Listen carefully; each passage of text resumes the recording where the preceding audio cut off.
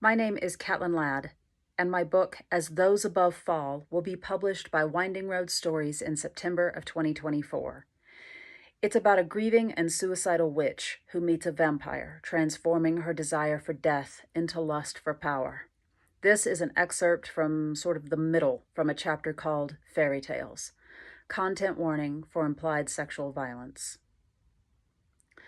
I will be waiting for him when he comes, just like in a fairy tale. The sun will be setting in a perfect golden glow, and he will come up my walk with the dying sun on the tips of his hair. His chin will drop in that way it does, his lips curving up in a smile I know is just for me. Beautiful death in the dying day, on the edge of endless night. I am the princess, and he is the dark prince. He will awaken me with his touch, and his kiss will be for all time. Then the pain. It rips through my abdomen and I cry out, weaker than before, my voice cracking and hoarse. I am freezing cold and shivering, though I drip with sweat. My teeth chatter and Zeke's image blows away on the wind. I cry feebly. It is dark here, and the floor beneath me is cold and damp. The only light comes from a guttering candle on the floor 20 feet away, casting shadows on the huge 4-poster bed that looms alien in the dark behind me, an ancient relic of eras bygone, the mattress stained and unspeakable. The shadows twirl and dance in ecstasy over my agony. I writhe as the pain cuts through me again like glass in my veins. My stomach cramps and I bring my knees to my chest, though the muscles in my back scream in protest. I hurt everywhere, all over, my kidneys throbbing from his blows. My flesh is mottled with bruises and abrasions, a neat row of puncture marks up my arms from his teeth. He had drank again and again, until I felt my heart fall into rhythm with his. All at once I am burning up, and I push the filthy quilt off with a groan. He has left me naked, drying blood flaking off my chest and thighs, bites and scratches scabbing over. Shuddering with effort, I roll to my knees and kneel on the quilt, the cold of the concrete seeping through the fabric. I am too weak to stand, and I drop my head, sobbing, though it hurts every time I take a shaky breath. I think ribs are broken. I will be waiting for him when he comes, but it will not be Zeke. Not Zeke glowing in the last light of the dying day with his red and gold hair.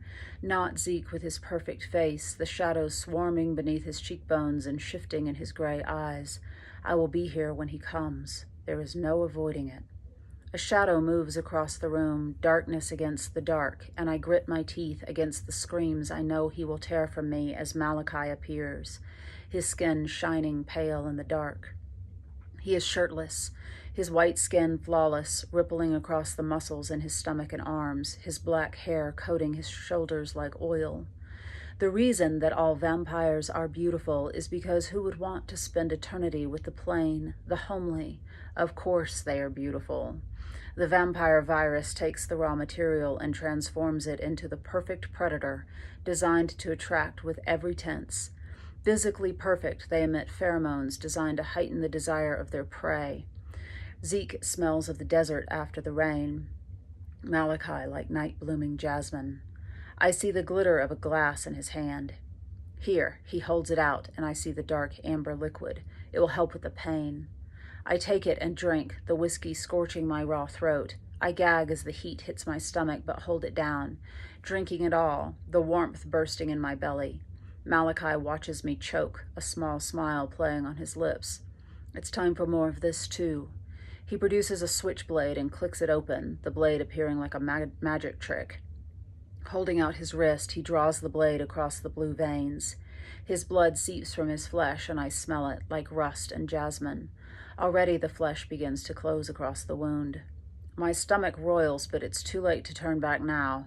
I can give up and die, or I can continue to fight, and probably still die. I take his hand and bring his flesh to my mouth, swallowing the viscous liquid that blossoms on my tongue. The scent of jasmine fills my throat, sickly sweet and cloying. Malachi pulls away, and I curl inward, freezing again. I wanted this, I remind myself. I asked for this. If only I had known the price. Sweet little Zora, he croons, sweet little angel, so lost, so alone. You forget yourself, I hiss, looking up at him through tangled hair. He glows, perfect and deadly in the shadows. He is a deranged Cupid, his perfect mouth a pink bow beneath his seawater eyes. The rings in his eyebrow glint in the light, and suddenly he opens his jeans with a rip of buttons. I moan. He is pierced below as well. 3 deadly spikes. I will be waiting for him when he comes. I will wait for him in the shadows, sleeping beauty awakened from the dead by the kiss of the dark prince. His beauty will consume me, and I will run to him, and he will take me into his arms for all time. My Zeke of the innumerable ages, with his fleeting smile of sharp teeth. He will carry me away into the magic night. His mouth will come down on my lips, and I will kiss him forever. If you would like to read the entire chapter, it's up on my website. It was published last year as a standalone story. My website is www.catlinlad.com. Head on over and check it out.